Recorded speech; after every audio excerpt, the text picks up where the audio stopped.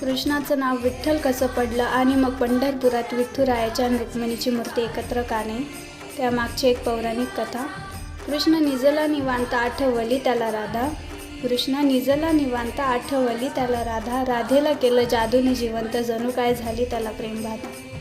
समोरून आली रुक्मिणी कृष्णासंगे राधास पाहिली. डोळे झाले लाल लाल म्हणे मी कृष्णास सोडून चालली. कुठे गेली रुक्मिणी कुणास बाई ठाऊक. कृष्ण भटकतोय शोधत होऊन व्याकुळ भाऊक. पोचला बाई कृष्ण शोधत तिरी चंद्रभागेच्या, आणि रुक्मिणी दिसली दिंडी वनात पंढरीच्या. कृष्ण म्हणतोय रुक्मिणीस पण ती रुसलेली फार. कृष्ण म्हणतोय रुक्मिणीस पण ती रुसलेली फार. म्हणतो कसा अगं रुक्मिणी कसा करू तुझ्या विना या वैकुंठाचा संसार. रुक्मिणी नाराज त्यात कृष्ण आठवे भक्त एक थोर. नाव होते पुंडलिक लय गुणाचे ते पोर.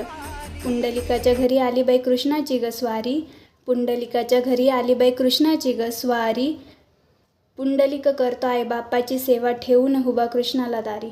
वाट पाहता पाहता कृष्णाची मूर्ती राहिली, आणि विठेमुळे विठ्ठलाची त्याची प्रचिती झाली. 28 युगे झाली लांब उभी राहुनी रुक्मिणी. रुसवा तो धरी अवघ्या भूमंडळाचा संसार, विठ्ठल उभा विठेवरी.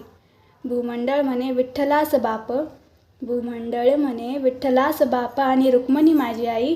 बोला जय जय विठोबा रखुमाई, जय जय विठोबा रखुमाई.